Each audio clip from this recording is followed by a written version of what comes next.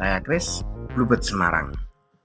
Sekarang kita sedang di showroom Vios Limonya Bluebird Semarang. Sebelum kita bicara lebih lanjut, kita lihat ya, ini banner yang ada di Bluebird Semarang. Nah, ini hasil modifikasi atau pengerjaan yang bisa kita lakukan secara ekstrim seperti itu. Kemudian apa yang kita bicarakan kali ini? Kita bicarakan detail-detail yang harus dilihat ketika membeli Vios Limo pada khususnya dan mobil second pada umumnya. Pertama yang harus dilihat ialah visualnya. Jelas, visual itu hal yang nampak terlebih dahulu. Cukup mudah, yang pertama kita harus membuka kap, mumpung ini kapnya terbuka. Kita lihat ya, nah di kap ini kan pasti ada lubang-lubang seperti ini. Nah, lubang-lubang seperti ini apakah masih bulat sempurna atau terlihat tidak bulat sempurna? Ini bisa menjadi indikasi apakah barangnya terawat atau tidak, bekas laka berat atau tidak.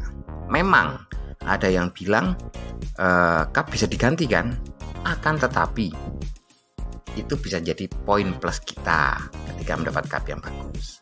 Kemudian kita cek tulangan depan seperti ini, kita lihat apakah rata atau tidak. Nah, kemudian kita lihat visualnya yang lain ialah garis bodi. Garis bodinya lurus, simetris atau tidak. Itu hal yang penting sekali, karena ketika ada laka samping atau tabrak samping, garis bodi ini susah dibenahi. Nah, garis bodi seperti ini terlihat kan masih lempeng. Kemudian kita lihat hal yang lain ialah kaca. Kalau saya, kaca itu bisa jadi karena laka diganti atau karena ada karet. Tapi rata-rata kalau kacanya masih Toyota dan masih bagus, berarti unitnya anti laka. Lalu kaca belakang, kalau Limo 2015 bedanya dengan 2014, kaca belakangnya seperti ini, ada defoggernya. 2015 dan 2016 ada defogger di kaca belakang.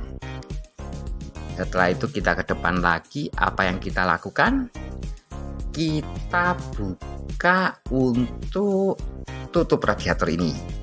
Nah, jadi mesin masih dingin, sebelum kita starter kita buka dulu tutup radiator ini. Kita starter, apakah ada air muncrat?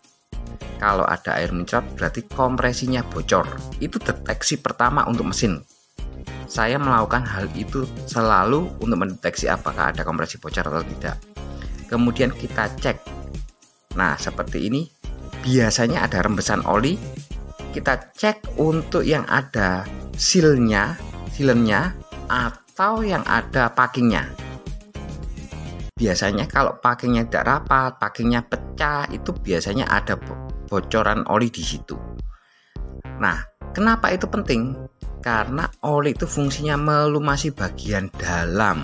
Ketika ada kebocoran, otomatis olinya berkurang dan otomatis terjadi gesekan yang tidak diinginkan.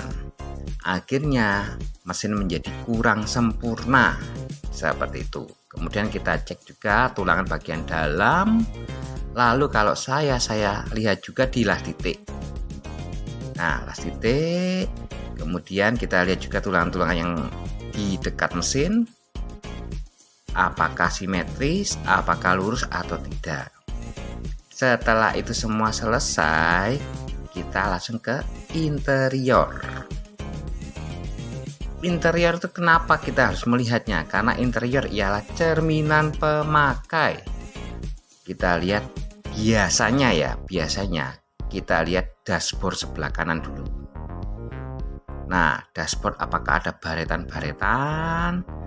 Kalau rata-rata itu dashboard sebelah kiri itu ada bekas tempelan stiker. Kemudian di door trim ada baretan-baretan dari penumpang. Kita cek secara mendetail apakah ada kurangnya atau minusnya di dashboard.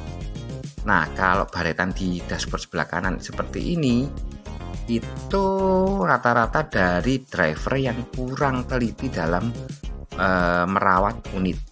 Jadi dalam perjalanan ngapain terus akhirnya terjadi kerusakan di dashboard seperti itu.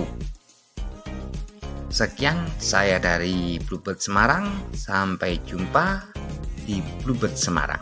Terima kasih.